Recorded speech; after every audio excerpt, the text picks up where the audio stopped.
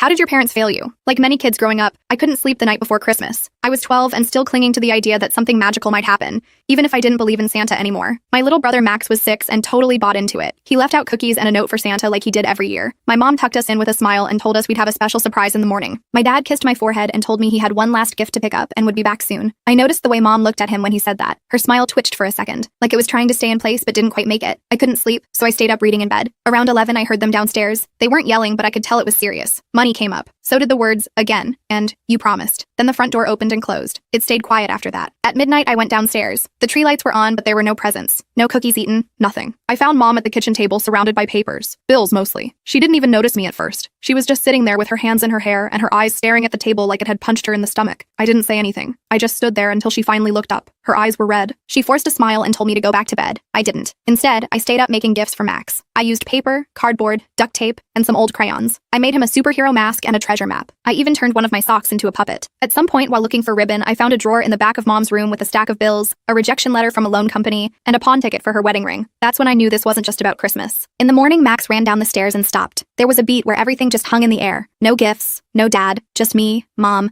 and the stuff I had thrown together during the night. I stepped in fast and told him dad was helping Santa fix his sleigh, that he'd be back soon. Max lit up and believed it without hesitation. Mom gave me a look I'll never forget, proud and broken at the same time. I ran the whole day. We played games and did crafts. I kept things moving so Max wouldn't notice anything weird. I kept checking my phone though. Every 15 minutes I sent another message to dad. Nothing came back. Around 6 that night, I overheard mom on the phone. She was whispering, but I heard it. Casino. It clicked. I remembered her saying that word before. Late night fights I wasn't supposed to hear. I put it all together fast. I grabbed the babysitting money I'd been saving for months, took the bus downtown and got off near the casino I remembered from their arguments. I had no plan, just a tight feeling in my chest and a burning need to know if he was really there. The place was loud and bright and smelled like smoke. I walked in and almost turned around because I felt like I didn't belong, but I kept going. I wandered past slot machines and card tables until I saw him. He was at a poker table, hunched over his cards, eyes heavy, beard patchy like he hadn't slept. He was wearing the same jacket he left in. I just stood there watching him. The dealer noticed me first. His face shifted. He looked at my dad and then back at me like something had gone horribly wrong. Dad didn't look up right away. Then he did. Our eyes met and everything stopped. His face changed. Not in a dramatic way. Just this slow, sinking look like he had been caught doing the one thing he swore he wouldn't do again. The dealer called a break and told my dad he should leave. Said something about how he'd talked about his daughter before. My dad stood up and didn't say a word. We walked to the car in silence. On the way home, I finally asked him why. Why he left. Why he did this when we had nothing. Why he picked cards over us. He didn't dodge it this time. His voice was low and cracked when he said he didn't know. That he felt like a failure.